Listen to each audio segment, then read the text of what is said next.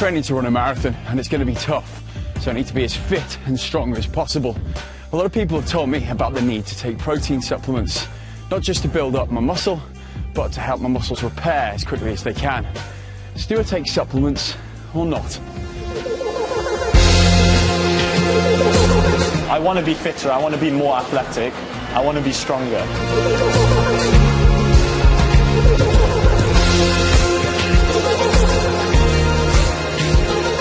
It's a multi-billion-dollar industry.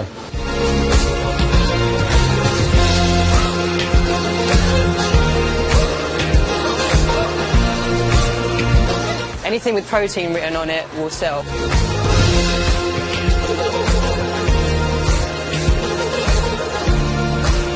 Work out, take protein, don't eat carbohydrates, you will look like an Adonis. That was my thinking.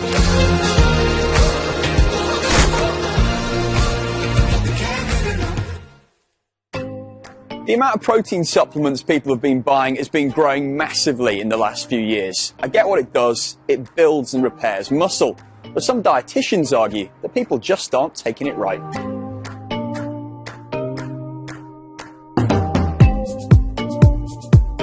Ali. Hi there, how you doing? Hi. Nice to put a name to the face, how you doing? Thanks for having us. Yeah. So how's work going for you then? You know, the 9 to 5 life, I guess, started in September. To be honest, at the beginning it was overwhelming just going from university to working day in, day out, 9 to 5, but plenty of banter going around. So, you know, it's just a nice place to be, really. So talk to me about what made you start wanting to bulk so quickly. I've always thought in the back of my head that I need to put on some weight at some point, and my mum's always harking on to me. She's like, every time I go home, oh Ali, you're really thin, you're not eating, this, that. I was like, you know what, I need to put on a little bit of weight now. My friends were a big factor when it came to going to the gym, and I'd seen that they'd had some sort of good results. And they were taking protein, so for me it was like, I'm going all in. Like, I'm not just going to join the gym, I'm not just going to start running, I'm not just going to start doing, you know, 1 day of badminton a week. I'm going all in. You bought the biggest bag possible. Yeah, I threw the kitchen sink at it, literally, yeah, the biggest bag possible. So how much protein are you taking every day? I'm taking about sort of 50 to 60 grams or so in the morning with breakfast, just as a protein shake in the morning, and then after my workout in the evening.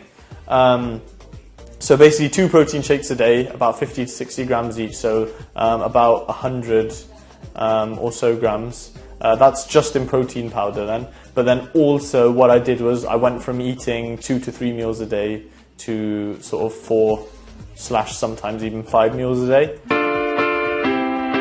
So around 120 grams of protein supplements a day, costing around £60 a month. But how does he know that's the right amount for him?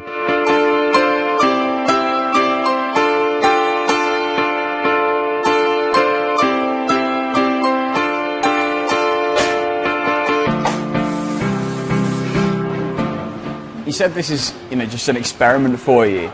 Are lots of people you know also experimenting with protein like this? If I'm honest, I wouldn't say anyone really knows how much they should be taking. It's just word of mouth, really. You see how much your friend's taking, you'll take roughly that much. I want my mentor perception of myself to be better.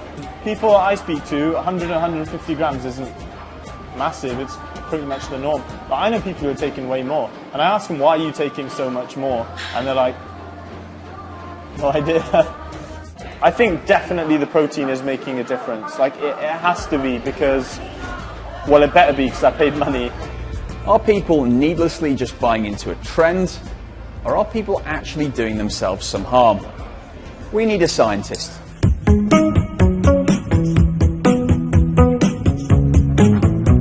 What the protein is doing is when we digest and absorb it, it's broken down into its amino acids, and them amino acids will do 2 things. They'll stimulate the muscle to grow, but they'll also provide them actual building blocks to actually be incorporated in the muscle to grow new muscle tissue.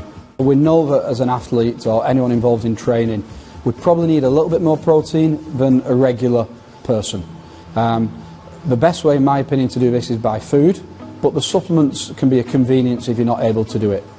It's a multi-billion-dollar industry, and because of that, a lot of people are being advised to take it, not because they need it, but because there's a fast buck to be made upon it. And just because you've got a celebrity who may have lost a little bit of weight or gained a bit of muscle mass, this doesn't suddenly turn them into an expert. They may have got rid of a cold, but they're not a doctor. So these celebrities often try and push it for an ulterior motive. And my concern is initially that we're taking away hard-earned money from people and wasting the money. We've brought Ali to Liverpool to see if his supplement regime is working. So we're putting him on something called a DEXA scanner, which counts how much of Ali's body is muscle. Height is 184.1.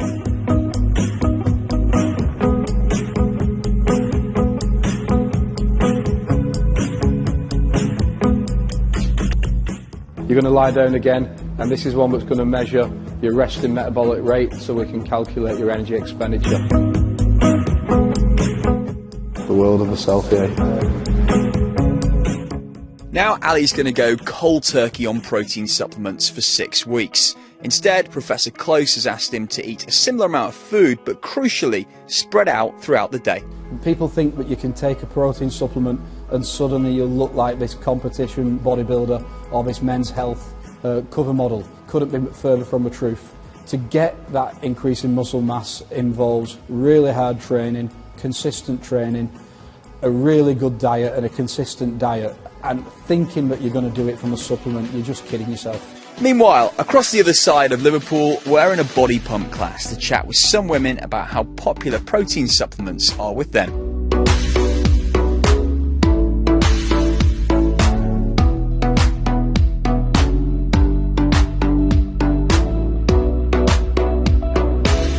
It seems to be really common now, more and more people, more and more women taking protein supplements. Have you guys noticed that?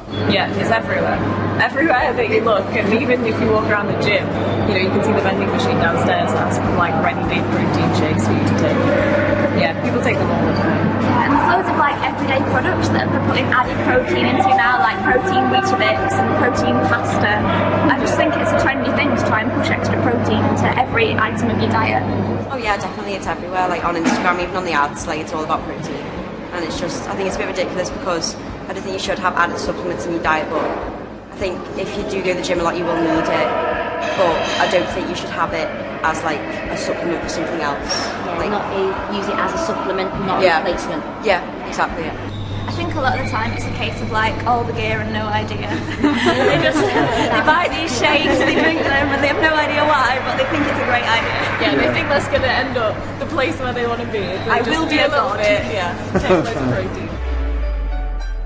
Ellie's taken us training near Liverpool's waterfront.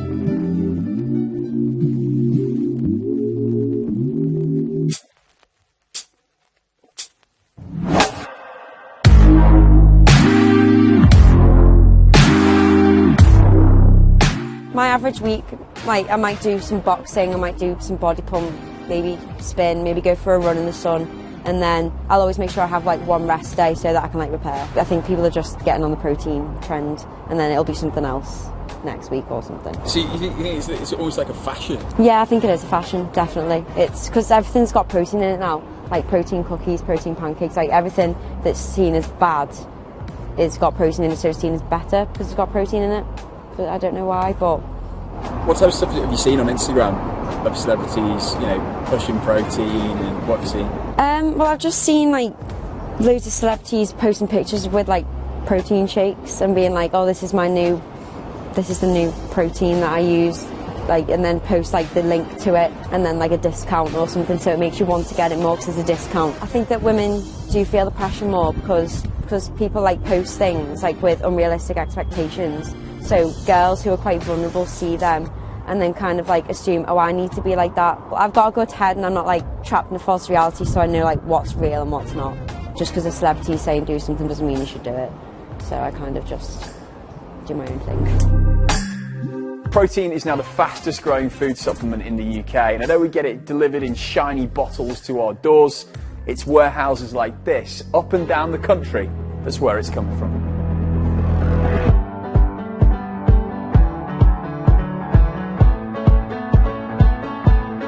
Trevor runs one of the UK's largest protein companies. I can remember being in college and always looking around every single sports nutrition website to get my protein I used to take myself for the cheapest possible prices. When I did that, the lads in the rugby team got onto it too, so they'd be asking me to get them their protein. Then the PE teachers in school would be asking me to get them. When I went to university, I had rugby teams from both the Red Brick University and John Moores asking me to get their protein too, and it just grew and grew and grew. I'd like to say we're the biggest retailer in the northwest of England, and possibly one of the biggest in the UK. Are you one of the country's protein kings then? I'd never refer to myself as that though, but you know, we do sell quite a few tubs or two, yeah. What are the main problems you see, mistakes do you see out of how people take protein? We always recommend protein, and everything I sell, there's supplements to a diet, they're not an existing diet. Protein is there to supplement your diet, not be a base of a diet. It's when you use it as a base of a diet with no other foods, vitamins, minerals, greens, for example, that's when you can encounter problems. But do you feel bad selling it to them when you know so many of them are taking it incorrectly? We can advise the best way we can. I actually believe this industry should be regulated a lot more. I believe people should have qualifications. There's no point taking sports nutrition or protein supplements if you can't, if your diet isn't on point first. If you think of it like a pyramid, yeah. Diet, training, then your supplements and sports nutrition, whereas some people have that the wrong way around, unfortunately. As I mentioned, I'm running the London Marathon, and some of the advice is to build up the amount of miles you do and never do the full 26 until race day. And also to take one of these, a protein shake, to help your muscles recover as soon as you finish training. Right now, I'm up to 16 or 17 miles compared to the 2 or 3 that I started out with. But how much of this is too much? And can it be dangerous?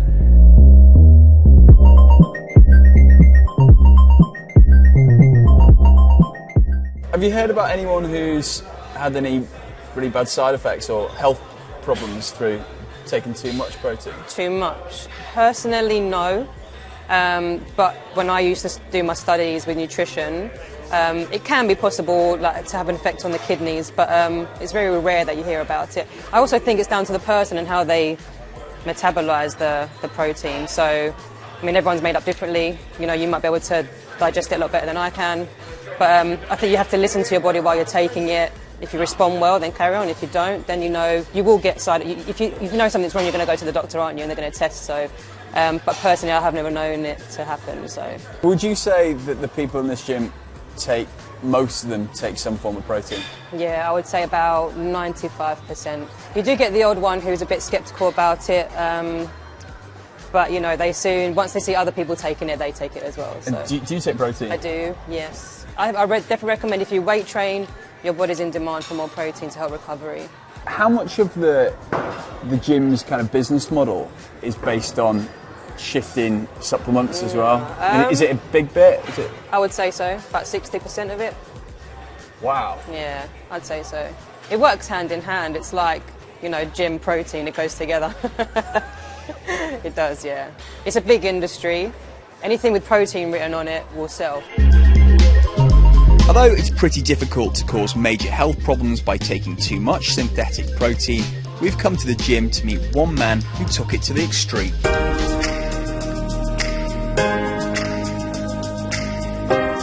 Joe? Hello, mate. Hi, mate. Yeah, good to see you. All right? A couple of years ago, you wanted to get big. Yeah, so, I mean, the thing was that I'd always been, I suppose, fairly lean, and I wanted to put on a lot of muscle.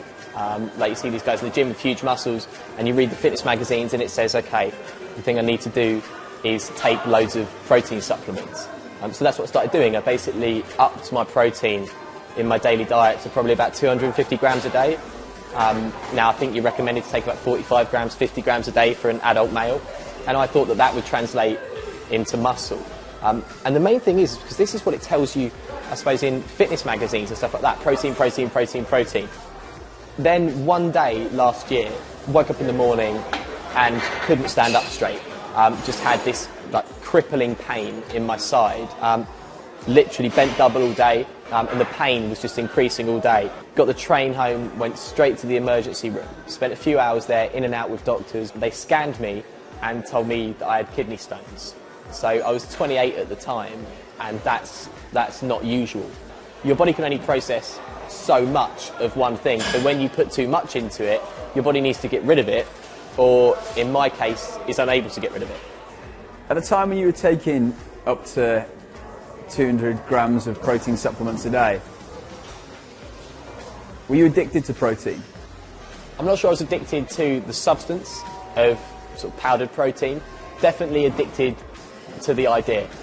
I zealously thought, I absolutely religiously thought that work out, take protein, don't eat carbohydrates, you will look like an Adonis. That was my thinking, and I ignored everything everyone else was saying to me. My mum, my mates, people down the gym. I just thought, you don't know what you're talking about.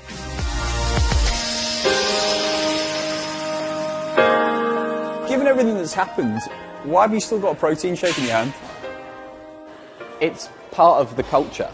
Like going to the gym and training and working out and thinking, yeah, I'm going to put on muscle, yeah, I'm going to cut down, or what, depending on the time of year it is. It's part of my life. What amazed me about meeting Joe is that despite all the hospital problems, the kidney stones, the sickness, he's still taking protein. He literally can't get away from the supplements.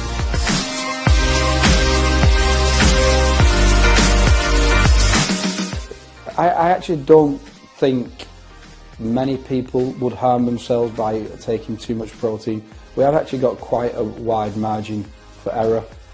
I actually think the amount you would need to cause kidney problems is probably far in excess of what even most gym goers would be taking. But what about if your job means you really do need to be big? Say, a professional bodybuilder, for example.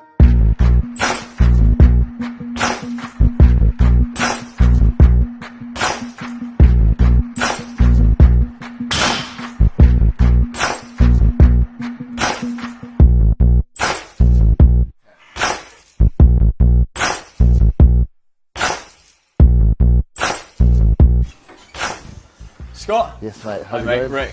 Good to meet you. You too, mate. Well, this is my off-season or bulking, depending if you're competing or not. So, yeah, basically it's just a time that I try and put as much size on as possible.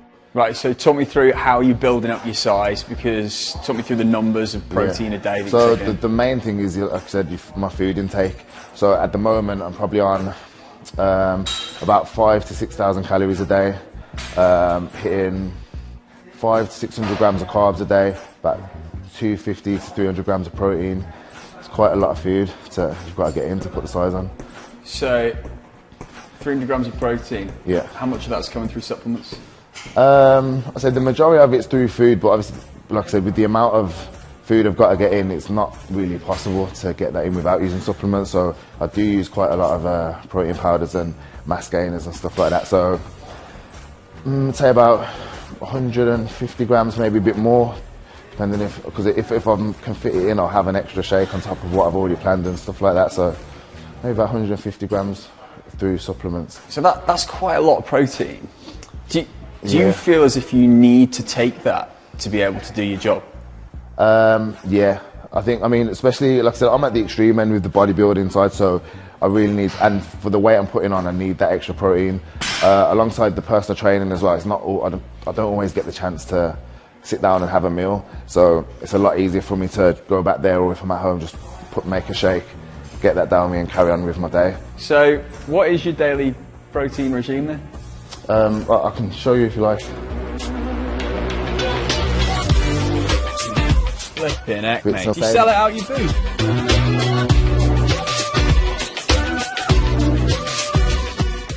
Who does all this for you? My girlfriend, she does pretty much all my food prep and my protein shakes. Unless obviously I'm not with her, but yeah, she does pretty much everything.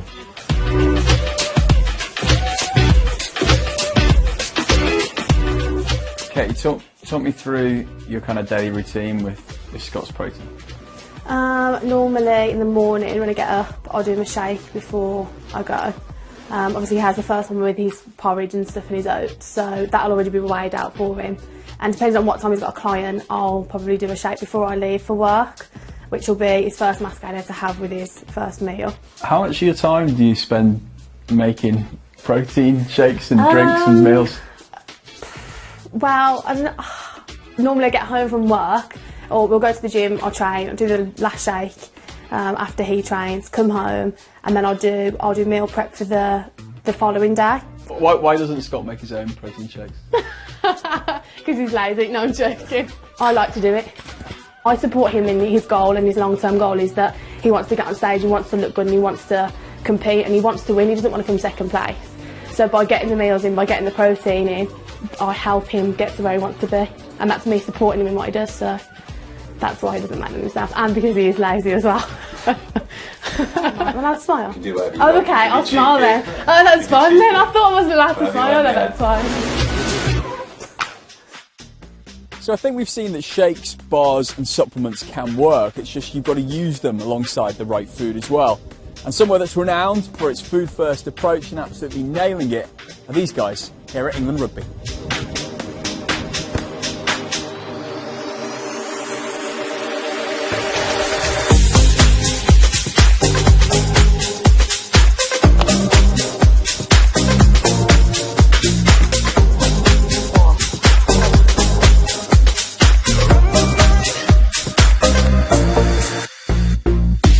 You guys are massive. You must take loads of supplements, don't you? No, not quite. Always food first. Yeah? Yeah, after training, we sort of have a policy at England that always food before the protein shakes. So we try and stay away from the supplements, we get the naturals in first. But I've just been eating with you guys, you've got a chef. How can the average person actually get that type of protein into them?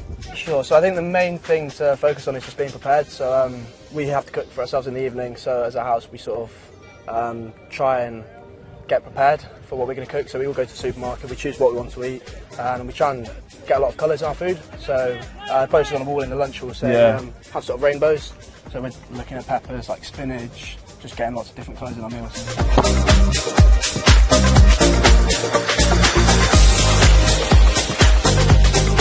We focus on the food first approach, but then we do have certain basic supplementation that we'd use, but that would be secondary in nature and is on a convenience measure over the food itself. So if timing for us is, say we're on the road, we're a travelling team, and we're in Hong Kong, and it's not quite the foods that we need or that we used to, we will look to supplement at appropriate times post-exercise to get the recovery and the replenishments that we need in our guys. It's interesting, isn't it, how like the supplement branding tends to drag people into it, and the food kind of gets left on the wayside. Yeah, it does, and I think it's false in nature. You know, the best thing people can do is plan their foods, plan their meals, but that's arduous if you're not used to it. And with today's world and the way we work and everything is looking for time efficiency in what they do, it's often the thing that gets looked away from. After 6 weeks off the protein supplements, it was time to head back to Liverpool to get Ali's results. Would he have lost muscle mass from not taking any supplements and still working out, but spreading his meals throughout the day?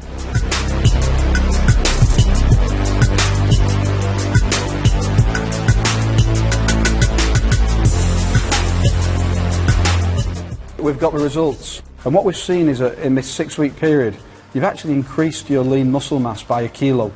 I was thinking, you know what, my weight's going to be the same, it's probably gone down. I go there and I put on an extra kilogram, so I was genuinely speechless. One of the key things you wanted to do is get more muscle, and just by switching, taking away the protein shakes and getting you to eat protein in a much better manner, so eating it regularly throughout the day, using a food first approach, you've got that result that you're looking for. I didn't expect I'd get results like this, just eating food and trying to arrange all the meals myself. One of the reasons that people go on a high protein diet is to increase the metabolic rate, so actually they'll be burning more calories at rest. So we wanted to make sure that switching you away from protein shakes to food didn't reduce that metabolic rate, and it didn't. It actually increased it by 100 kilocalories per day. So actually, in any typical day, you're going to be burning more energy, and long term that should help to drive them changes in body composition that you're looking for. I think as a food champion, so somebody who promotes a food first, I am quietly happy that we've shown you can get them gains in muscle that young people are looking for without having to rely on what can be quite expensive supplements. So Ali's actually gained a kilogram of muscle by coming off the supplements and working a better diet. And now, you know, 3 weeks after the result, are you back on the supplements? Yes. But why? There's a few reasons really. So number one, it's a lot easier to cook, you know, a few meals a day and then have protein in between than cook 5 meals a day. I just don't have the time for it with a full-time job. And secondly, obviously, there's no really proven health risks with using it, especially in moderate amounts if you're using it right, like Graham taught me at John Moores. For most people, taking protein supplements like this isn't going to do them any harm, but it's clear many are taking it as a substitute and not a supplement to food. And if you're taking too much, or you're not taking it at the right time, you're probably just wasting your money.